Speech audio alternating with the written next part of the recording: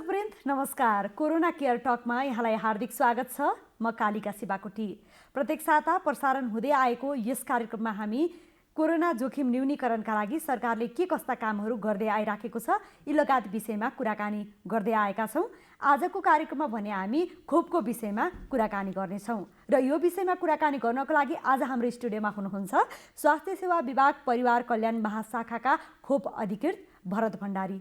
स्वागत छ यहाँलाई कार्यक्रममा। हजुर, धन्यवाद। हजुर, यो कोरोना विरुद्धको खोप अभियान चाहिँ अहिले कहाँ पुगेको छ? अहिले करिब हामीले 1 वर्ष व्यतीत गऱ्यौँ। विगत साल माघ 14 गते 2077 साल माघ 14 गतेबाट सुरु भएको अभियान अहिले पनि निरन्तर रूपमा सञ्चालन भइरहेको छ।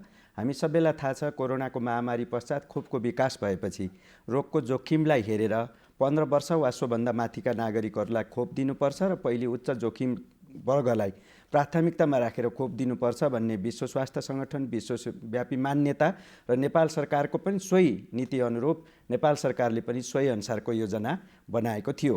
तर विश्वमा भ्याक्सिनहरूको विकास क्रमको आधारमा चाहिँ भ्याक्सिनहरू चाहिँ खोपहरू 18 वर्ष वा सोभन्दा माथिका मान्छेहरूलाई मात्र दिने भ्याक्सिनहरूको विकास भयो सुरुमा।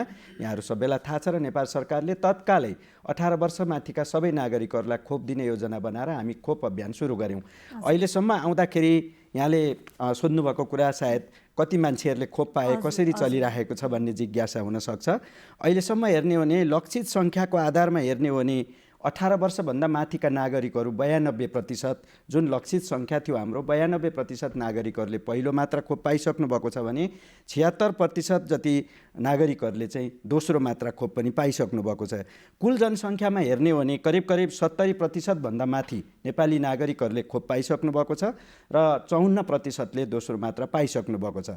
मैले यसमै जोडौँ, त्यसपछि भ्याक्सिनको विकास क्रम सँगसँगै खोपका विकास क्रम सँगसँगै 15 वर्ष वा सोभन्दा माथिका नागरिकलाई लगाउने खोपहरू पनि बने र अहिले अझ 12 वर्ष वा सोभन्दा माथिका नागरिकहरूलाई पनि दिन मिल्ने खोपहरूको विकास भइसकिसकेपछि हामीले पनि नेपाल सरकारले पनि तदारुकताका साथ अत्यन्त उच्च प्रतिबद्धताका साथ सबै नागरिकहरूलाई 12 वर्षभन्दा माथिका सबै नागरिकहरूलाई खोप दिने नीति पास गरेर अहिले 12 वर्ष वा सोभन्दा माथिका नागरिकहरूले पनि खोप पाइसक्नु भएको छ भन्दा नि हुन्छ।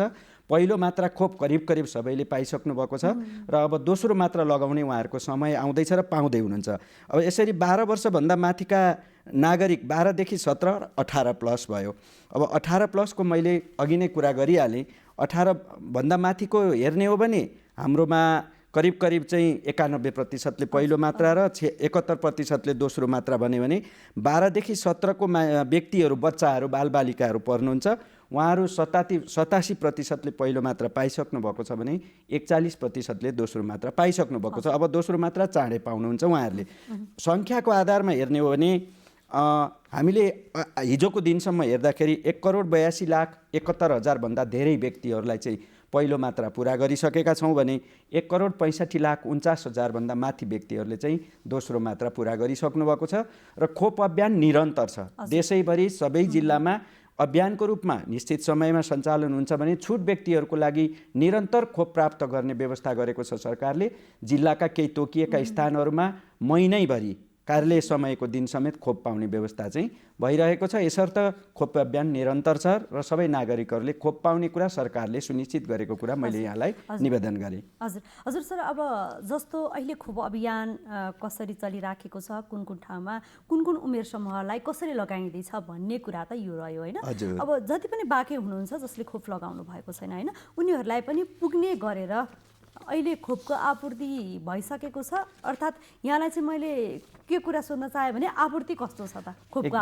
एकदमै राम्रो प्रश्न र महत्त्वपूर्ण पनि हो र सबैको जिज्ञासा पनि हो। पहिलो कुरा, हामी सुखद अवस्थामा छौँ। अन्य देशहरू, कतिपय देशहरूमा आज पनि खोपको अभाव छ भने नेपाल सरकारको उच्च प्राथमिकता र दात्री निकाय, दात्री देशहरूको सदासहायता र सहयोगको कारणले हामीलाई खोपको अभाव छैन। अहिले पनि हामीसँग स्टोक हेर्ने हो भने पर्याप्त मौताद छ भने निरन्तर आउने क्रम पनि उत्तिकै सुनिश्चित भएको छ। अथवा अहिले आएर नेपाल सरकारले 12 वर्ष वा सोभन्दा माथिका व्यक्तिहरूको लागि चाहिने आवश्यक खोपहरू पर्याप्त मात्रामा व्यवस्था गरिसकेको छ। अझ म यहाँलाई निवेदन गरौँ, अहिले विश्वव्यापी रूपमा बालबालिकाको लागि पनि खोप सुरु भइसक्यो कोभिडको, जो चाहिँ 5 देखि माथिका 5 वर्ष वा सोभन्दा माथिका बालबालिकाले नि खोप पाउन थालिसके अरू देशमा भनिसकेपछि नेपाल सरकारले त्यसलाई पनि तुरुन्तै फेरि 5 वर्षभन्दा माथिका सबै नागरिकहरूलाई खोप दिने भनेर अब बाँकी रहेको 5 देखि 11 वर्षका बालबालिकाको लागि पनि खोपको सुनिश्चितता भइसकेको छ भन्दा पनि हुन्छ। त्यसको लागि हामीलाई सहयोग गर्ने गाबी छ, गाबी कोभ्याक्स भन्छौँ हामी, उसले हामीलाई सहयोग गर्ने कुरा वचन दिइसकेपछि नेपाल सरकारले आजकै दिनमा 5 देखि 11 वर्षका बालबालिकाको लागि चाहिने आवश्यक खोप, आवश्यक अन्य व्यवस्थापकीय खर्च, त्यसको चाहिँ कसरी व्यवस्थापन हुन्छ भन्ने बारेमा कोभ्याक्समा प्रस्ताव पनि हामीले तयार गरिसकेका छौँ। यसर्थ भ्याक्सिनहरू अब हेर्ने हो भने अबका दिनमा हामीलाई आउन बाँकी भ्याक्सिन पाइपलाइनमा भएका भ्याक्सिन हेर्ने हो भने चाँडै नै 2 करोड 36 लाख डोज, झन्डै 2 करोड 37 लाख डोज खोपहरू आउने क्रममा छन्। आजै मात्रै पनि केही खोपहरू आइसक्यो भनिसकेपछि टार्गेटेड अथवा लक्षित समूहलाई खोप दिनको लागि हामीलाई खोपको त्यस्तो धेरै समस्या छैन, पर्याप्त खोपहरू छ। बरु प्राप्त भएको खोपहरू लक्षित समूहहरूलाई कसरी छिटोभन्दा छिटो दिने भन्ने कुरा चाहिँ बरु हाम्रो प्रमुख विषय हो। खोप प्राप्तिमा, उपलब्धतामा, नेपाल सरकारको प्रतिबद्धतामा कुनै पनि स्रोत साधनमा कुनै पनि कमी छैन। हजुर हजुर सर, अब जस्तो अहिले त 12 वर्षभन्दा माथिका बालबालिकाले र त्योभन्दा माथिका जुन युवा वृद्धहरूले पनि खोप लगाइसकेको अवस्था हो र यहाँले पनि जुन 5 वर्षदेखि 12 वर्षभित्रका बालबालिकालाई चाहिँ विदेशतिर खोप लगाउन सुरु गरिएको छ भन्ने कुरा यहाँले बताइराख्दा नि अब नेपालमा त्यो कुरा चाहिँ भएको छ र यति दिनभित्र आउला भनेर आकलन गर्ने अथवा हामीले चाहिँ यो समयभित्र लगाउन सक्छौँ भनेर यहाँहरूको के छ त्यस्तो? एकदम राम्रो प्रश्न। अर्को खुसी लाग्यो, करिब 40 लाख बालबालिकाहरू छन्। 40 लाख भनेको ठुलो नै सङ्ख्या हो र उनीहरूलाई दिने खोप चाहिँ फेरि अन्य व्यक्तिहरू जुन 18 वर्ष वा सोभन्दा माथिका नागरिकहरूको लागि थुप्रै खोपहरू छ, तर 18 वर्ष वा सोभन्दा मुनिका बालबालिकाहरूको लागि अहिलेसम्म 2वटा खोपहरू मात्र छ, फाइजर र मोडर्ना भन्ने, जुन खोपहरू चाहिँ निश्चित कम्पनीहरूबाट मात्रै उत्पादन हुन्छ। यसर्थ पनि अन्य खोपहरूको तुलनामा यो खोप प्राप्ति गर्नलाई केही समय लाग्छ। तथापि के निश्चित भएको छ भने अझ 5 देखि 11 वर्ष उमेर समूहका बालबालिकालाई चाहिने करिब 90 लाखको हाराहारीमा, किनभने 2 मात्रा खोप दिनुपर्छ, 90 लाखको हाराहारी खोप जुन फाइजर भन्ने खोप दिँदैछ, नेपाल सरकारले फाइजर दिने निर्णय गरेको छ। फाइजर बायोएनटेक भन्ने खोप जुन कम्पनीले उत्पादन गर्छ उसले नेपाललाई दिने सुनिश्चित गरिसकेको छ। पहिलो कुरा त यो भयो। अर्को कुरा, अन्य उमेर समूहलाई पनि निरन्तर खोप अभियान सञ्चालन भइराखेकै छ र यो 5 देखि 11 वर्ष भनेको बालबालिकाको समूह र उनीहरूलाई विशेष व्यवस्थापन गरेर खोप दिनुपर्ने हुन्छ। अर्को चाहिँ फाइजर भन्ने खोप चाहिँ अन्य खोपहरूभन्दा अलिकति बेसी विशिष्टीकृत र संवेदनशील छ। यसको प्रयोग, यसको सञ्चालन, यसको भण्डारण बिल्कुल फरक छ। यसर्थ पनि यो खोपलाई सञ्चालन गर्नु पूर्व सबै तहमा स्वास्थ्यकर्मीहरूलाई चाहिँ तालिम दिनुपर्ने हुन्छ। यसको लागि पनि हामीलाई समयहरू चाहिन्छ र ठुलो स्रोत पनि चाहिन्छ। तसर्थ नेपाल सरकारको लक्ष्य के हो भने यसै आर्थिक वर्षभित्र यी बालबालिकालाई पनि खोप दिने हो भनेर द्रुततर तयारी भइराखेको छ। जहाँसम्म लाग्छ हामी आशावादी छौँ वैशाख जेष्ठ तिर हामी करिब यो खोप अभियान सुरु गर्छौँ होला। भनेपछि बालबालिकाहरूलाई चाहिँ फाइजर खोप लगाइन्छ? फाइजर, हजुर, फाइजर र मोडर्ना 2टा मात्र खोप हो 12 वर्ष वा सोभन्दा माथिकोलाई। अहिले 5 वर्षदेखि माथि अथवा 12 वर्षभन्दा मुनिको बालबालिकाको लागि फाइजर हो। यसर्थ पनि हामीलाई अप्सनल खोपहरू, चोइसमा खोपहरू नभएको कारणले पनि हामीले केही समय उत्पादक कम्पनीले पनि हामीलाई एकैपटक दिन सक्दैन। यो 90 लाख डोज खोप एकैपटक दिन सक्दैन, हामीले पनि ल्याएर राख्न सक्दैनौँ। यो बिल्कुल अन्य खोपभन्दा फरक भण्डारण गर्नुपर्ने, हामी अल्ट्रा कोल्ड चेन भन्छौँ, -60 देखि 90 डिग्री सेल्सियसको तापक्रममा राख्नुपर्छ, जो नेपालमा यसअघि थिएन। तर अहिले कोभिड खोप अभियानकै सन्दर्भमा हामीले फाइजर खोपहरू चलाउँदा केही अल्ट्रा कोल्ड चेन पनि व्यवस्थापन भइसकेको छ र थप व्यवस्थापन पनि त्यसको पनि तयारी भइसकेको नै छ। यसर्थ 90 लाख एकैचोटि आयो भने पनि हामी राख्न सक्दैनौँ र उत्पादक कम्पनीले पनि एकैचोटि दिन सक्दैन। यो चरण वाइज आउने भएको हुनाले पछि अभियानहरू पनि चरण वाइज सञ्चालन हुन सक्छ। तर जहाँसम्म लाग्छ अहिलेसम्मको अवस्था हेर्दा, तयारी हेर्दा र प्रतिबद्धताहरू हेर्दाखेरि हामी यसै अवधिभित्र 5 देखि 11 वर्षका बालबालिकालाई पनि खोप लगाउँछौँ भन्ने हामी तयारी गरिरहेका छौँ। हजुर, भनेपछि चरण-चरणमा लगाउने योजनाहरू चाहिँ यहाँहरूको रहेको छैन बालबालिकाका लागि? हजुर। अब अलिकति बुस्टर डोजको कुरा गरौँ। विदेशतिर लगाइएको छ होइन बुस्टर डोज, नेपालमा पनि लगाउन सुरु गरिएको छ। अब यो जुन योभन्दा अगाडि जुन नामको खोप लगाइएको छ त्यही नामको चाहिँ फेरि बुस्टर डोज लगाउनु पर्ने भन्ने कुरा रहेको छ र फेरि त्यही नामको पनि नपाइएको अवस्था पनि रहेको छ कि यसमा भ्रम के हो यथार्थ के हो यसमा चाहिँ? एकदमै राम्रो प्रश्न, यो सबैले जानकारी राख्नुपर्ने विषय पनि हो। कतिपय देशहरूले यसभन्दा अगाडि नै थप मात्रा भनेर सुरु गरे र काहीँ चाहिँ बुस्टर मात्रा भनेर सुरु गरे। यो थप मात्रा र बुस्टर मात्रा फरक छ र यसको अध्ययन अनुसन्धानको आधारमा विश्व स्वास्थ्य सङ्गठनले केही समय अगाडि चाहिँ थप मात्रा दिनुपर्छ तर निश्चित उच्च जोखिम वर्ग भनेर चाहिँ निर्धारित गरेको थियो, जो चाहिँ 60 वर्ष वा सोभन्दा माथिका सबै नागरिक, ज्येष्ठ नागरिकहरू अनि दीर्घरोगी, हामी कोमोर्बिड भन्छौँ, अथवा चाहिँ कोही पनि व्यक्तिहरूको चाहिँ रोगसँग लड्ने क्षमता चाहिँ कम छ, प्रतिरोधात्मक क्षमता कम छ भने त्यस्तो व्यक्तिहरूलाई चाहिँ त्यसमा पनि खोप अनुसार फरक फरक अवधिमा सिफारिस गरेको थियो र नेपाल सरकारले पनि सोही अनुसार थप मात्रा दिने 60 वर्ष वा सोभन्दा माथिका व्यक्तिहरूलाई, कोमोर्बिड अथवा दीर्घरोगीहरूलाई अथवा उच्च जोखिममा रहेका अन्य व्यक्ति र फ्रन्टलाइनर जो चाहिँ कोरोनाको सङ्क्रमणसँग प्रत्यक्ष संलग्न भएर काम गर्नुपर्छ उहाँहरूलाई दिने भनेर निर्णय भएको थियो र सोही अनुसार नेपालले पनि तत्काल सुरु गरिसकेको थियो। तर यहाँले सोध्नुभएको दोस्रो प्रश्न के हो भन्दाखेरि जुन पहिले खोप लगाएको थियो थप र बुस्टर त त्यही हुनुपर्ने हो, एकदमै अब जिज्ञासा पनि सही हो, सोच पनि सही हो। तर कोभिड विरुद्धका खोपहरू जुन उत्पादन भएर जुन विश्वव्यापी रूपमा यसको प्रयोग भइराखेको छ, यसरी हेर्दाखेरि पहिलो प्राथमिकतामा जुन खोप लगाएको त्यही खोप लगाउँदा हुन्छ, त्यो लगाउन नि मिल्छ। तर सँगसँगै जस्तै उदाहरणको लागि कुनै देशले कुनै एउटा मात्रै खोप प्रयोग गरेको छ, कुनै देशले अर्को खोप प्रयोग गरेको छ। जस्तै हामीले भेरोसिल, कोभिसिल्ड धेरै प्रयोग गरेका छौँ भने फाइजर उत्पादन गर्ने, मोडर्ना उत्पादन गर्ने देशले त त्यही मात्रै प्रयोग गरेको छ।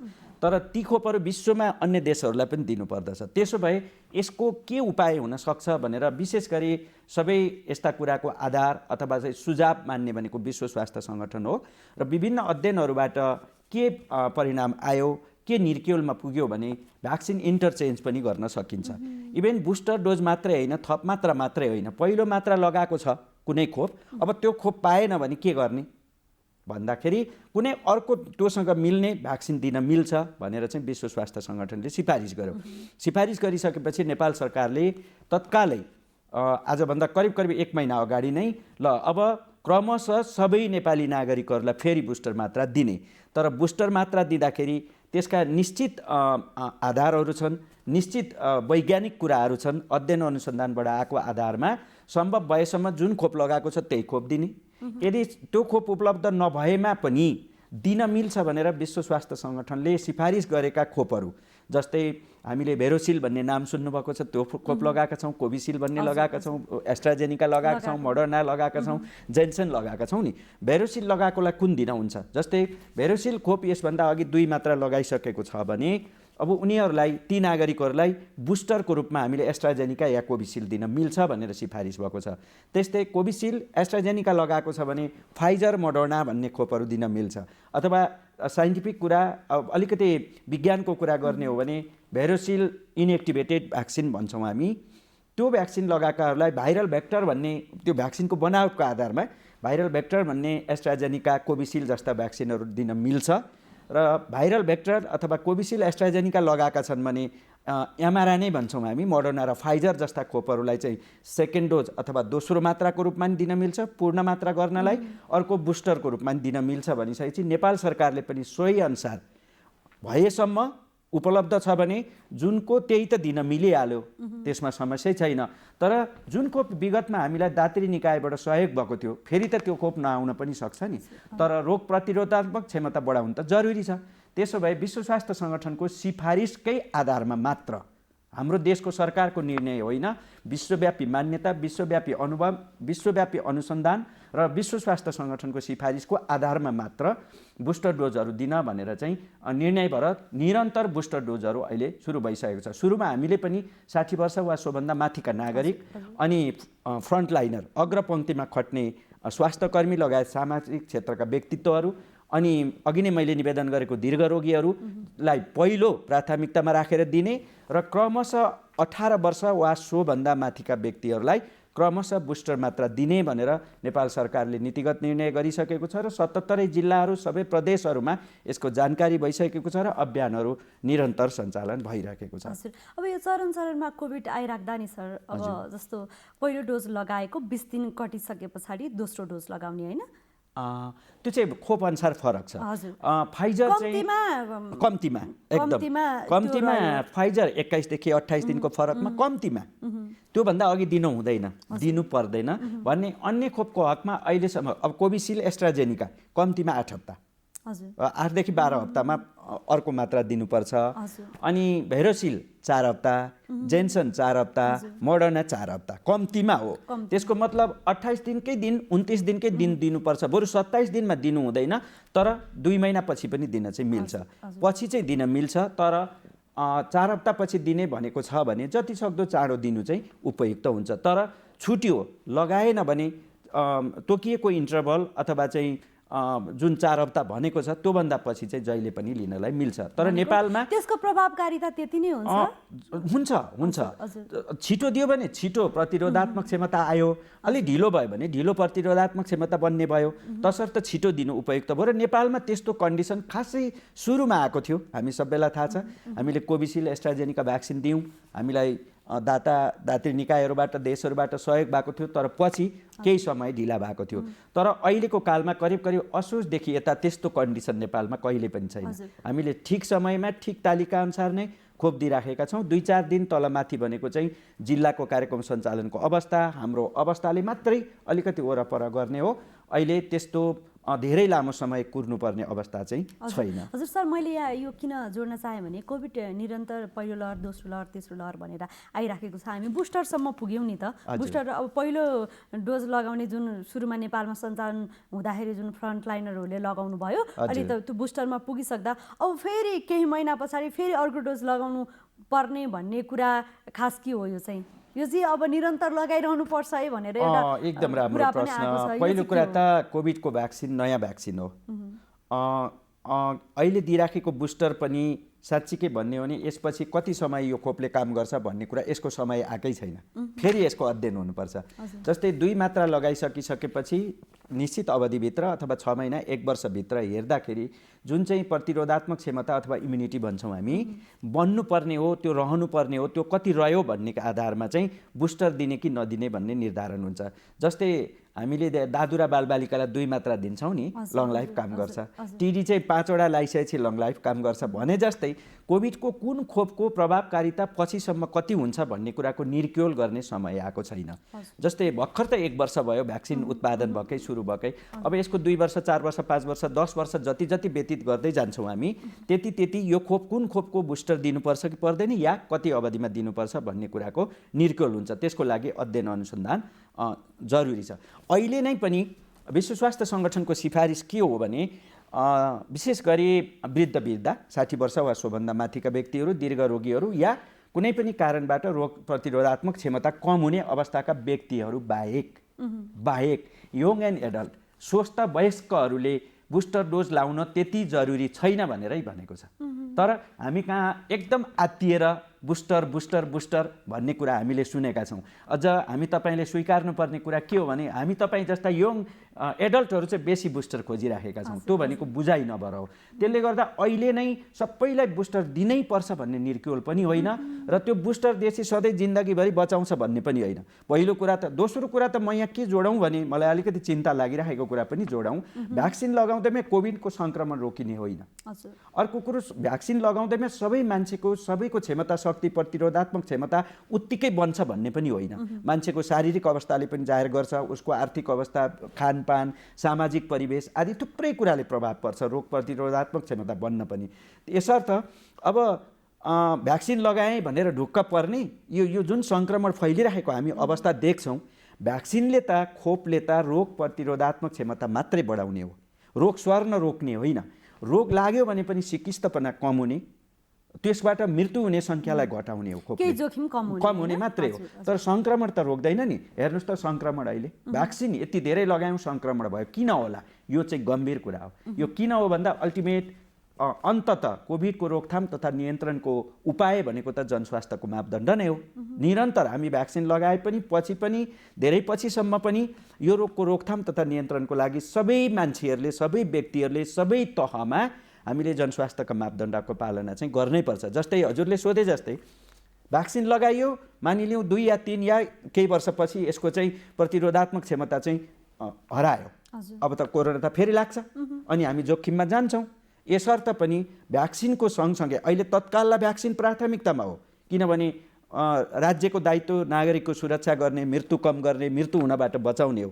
यसर्थ र हामीले अनुभव पनि गर्न सक्यौँ गत वर्षको वैशाख जेठ असार साउन भदौ असोजतिर जुन बेला भ्याक्सिन कम थियो, भ्याक्सिनेसन कम थियो, त्यो बेलाको मृत्यु र अहिले भ्याक्सिनेसन पछि भइराखेको कोभिडको सङ्क्रमणको दर उच्च नै रह्यो भर्खरै, तर मृत्यु सङ्ख्या कम नै छ। हो, खोपले यसरी बचाउने चाहिँ हो, तर सङ्क्रमणबाट चाहिँ बचाउँदैन। हजुर, अब पहिलो लहर, दोस्रो लहर, तेस्रो लहर गरेर विश्वभरि नै कोरोना महामारी रहि नै आएको छ। अब कहिलेसम्म जान्छ भनेर एक किसिमको जुन रिसर्च पनि होइन ठ्याक्कै भइसकेको अवस्था रहेन होइन। हामी खोप अभियान जारी राखिरहेका छौँ विश्वव्यापी रूपमा नै होइन, नेपालमा पनि त्यो रहँदै आएको छ। अब यो चुनौती के होला? एकदमै पहिलो कुरा त मेरो व्यक्तिगत कुरा र हामी सबैलाई पनि लाग्छ, अबको चुनौती भनेको नै के हो भने कोभिड रोगलाई, कोभिड-19लाई मान्छेहरूले अब हल्का रूपमा बुझ्न थाले। आज पनि गल्लीतिर बाटोतिर सुन्नुहुन्छ भने त्यस्तो मलाई कोभिड भन्न थाल्नु भएको छ। एक यसको कारणले के हुन्छ भने कोभिडको सङ्क्रमण चाहिँ भइ नै रहन्छ र कुनै न कुनै वर्ग त सदा उच्च जोखिममा हुन्छ। अघि नै मैले भने जस्तै कुनै वर्ग थुप्रै खालका दृष्टिकोणले सामाजिक रूपमा, आर्थिक रूपमा, धार्मिक रूपमा अथवा खोप नलगाउने वर्ग, खोप लगाए पनि प्रतिरोधात्मक क्षमता चाहिँ पूर्ण रूपमा प्राप्त नहुने वर्ग, त्यो त जहिले जोखिममा हुन्छ नि। यसर्थ यो जनस्वास्थ्यको मापदण्डहरूको पालना गराउने कुरा, सबैले पालना गर्ने कुरा चाहिँ हामीले चुनौतीको रूपमा देखेका छौँ। हाम्रो देशमा मात्रै होइन, यो सायद संसारभरि नै चुनौतीको रूपमा छ। हामीले देख्छौँ कहिलेकाहीँ मास्कको विरुद्धमा चाहिँ आन्दोलन भइरहेका देशहरू, काहीँ चाहिँ भर्खरै मैले 1 हप्ता अघि हेरेको थिएँ क्यानाडामा, त्यहाँको सरकारले भ्याक्सिनेसन कार्ड म्यान्डेटरी गरो, अनिवार्य गरो, त्यसको विरुद्धमा धेरै ठुलो चाहिँ आन्दोलन भयो। यस्तो चाहिँ समस्याहरूको कारणले गर्दा फेरि पनि भविष्यमा कोभिडको सङ्क्रमण चाहिँ बढी नै रहन्छ कि भन्ने एउटा चुनौती छ। दोस्रो, खोपसँग सम्बन्धित चुनौती चाहिँ के हो भने म कार्यक्रम महाशाखामा बसेर काम गर्दै गर्दा मैले कोभिड खोप अभियानकै योजना कार्यान्वयन गर्ने सन्दर्भमा काम गरिरहँदाखेरि चाहिँ केही वर्गहरू अहिले पनि भ्याक्सिनहरू नलिइरहनु भएको, यत्रो वर्ष भइसक्यो, अनेकन प्रयत्न र प्रयासहरू भए, सरकारले भ्याक्सिनको उपलब्धता गराइ नै राखेको छ, निःशुल्क छ, त्यो चाहिँ केही वर्गहरूले भ्याक्सिन आजसम्म पनि नलिदिनु, त्यो एउटा चाहिँ हाम्रो लागि चुनौती। त्यो चाहिँ विशेष गरी केही वर्गहरू जो विगतदेखि नै पनि त्यस्ता वर्गहरू छन्, बालबालिकाकै हकमा पनि नियमित खोपमा पनि त्यस्ता वर्गहरू छन्, तर कोभिडमा यो चाहिँ एउटा चुनौतीको रूपमा फेरि पनि छ र अहिले हामी त्योतर्फ काम गरिरहेका छौँ, कसरी त्यस्तो वर्गलाई यो खोपको पहुँचमा ल्याउने। अब तेस्रो चाहिँ के हो भने मेरो अनुरोध पनि हो, जस्तै अघि नै मैले निवेदन गरेँ, क्रमशः उच्च जोखिमलाई पहिले खोप दिउँ, हामी सबैले सहयोग गरौँ। स्वास्थ्य मन्त्रालयको एउटा निकाय अथवा स्वास्थ्य कर्मीहरूबाट मात्रै यो कुरा सम्भव छैन। यत्रो ठुलो अभियान हेर्नुहोस्, झन्नै 2 करोड मान्छेलाई खोप लाउनु भनेको यो दुनियाँको लागि नेपालको चमत्कारिकै काम हो, राम्रो काम हो।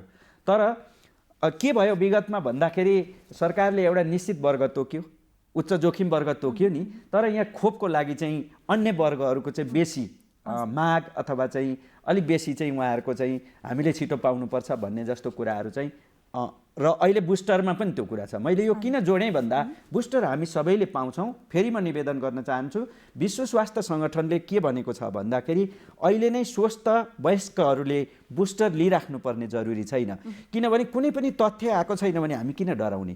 तर स्वाभाविक रूपमा प्राकृतिक रूपमा नै रोग प्रतिरोधात्मक क्षमता कम भएका व्यक्ति त जोखिममा हुने भयो नि। यसर्थ उहाँहरूको लागि नै बुस्टर चाहिँ प्राथमिकतामा हो र यसको लागि म सबै आम नागरिकलाई, सबै वर्ग समुदायलाई अनुरोध गर्न चाहन्छु, सरकारले निर्णय गरेका कुराहरू, घोषणा गरेका कुराहरूलाई सफल बनाउन चाहिँ हामी सबैले सहयोग गरौँ। हामी सबैले बुस्टर पाउँछौँ, धैर्यताका साथ हामीले चाहिँ पखेर लिन मिल्छ। अहिले बुस्टर लिँदैमा 100% कोभिडबाट बचिन्छ भन्ने कुरा चाहिँ कुनै निश्चित छैन। यसर्थ पनि हामी चिन्तित हुनु हुँदैन र बरु आफ्नो समुदायमा, आफ्नो स्थानीय तहमा, आफ्नो वडामा खोप अभियानहरू कसरी सञ्चालन भइरहेको छ, सबैको पहुँचमा छ कि छैन, बरु कसरी पहुँच वृद्धि गर्ने, कुन वर्ग चाहिँ भ्याक्सिनबाट खोपबाट वञ्चित रहेको छ, त्यो वर्गलाई कसरी खोप लगाउने भन्ने कुरा चाहिँ हामी सबैले सहयोग गर्नु जरुरी छ। यो अहिले सरकारको लागि एउटा चुनौती हो र हामी त्योतर्फ प्रयास त गरिरहेका छौँ, तर एउटा स्वास्थ्य मन्त्रालयको अथवा स्वास्थ्य मन्त्रालय मातहतको निकायहरूबाट मात्रै चाहिँ यो सम्भव छैन। हस्, आफ्नो व्यस्त समयका बावजुद यहाँसम्म आएर यति धेरै कुरामा जानकारी गराइदिनु भयो, त्यसको लागि यहाँलाई धेरै धेरै धन्यवाद। हस्, धन्यवाद, खुसी लाग्यो मलाई यो अवसर दिनुभएकोमा। दर्शकवृन्द, आजको कार्यक्रममा नेपालमा खोप अभियान कसरी सञ्चालन भइरहेको छ भन्ने विषयमा हामीले कुराकानी गऱ्यौँ। यही कुराकानी सँगसँगै कार्यक्रमको निर्धारित समय पनि सकिसकेको छ। कार्यक्रम प्रस्तुता म कालिका शिवाकोटी पनि बिदा भएँ। नमस्कार।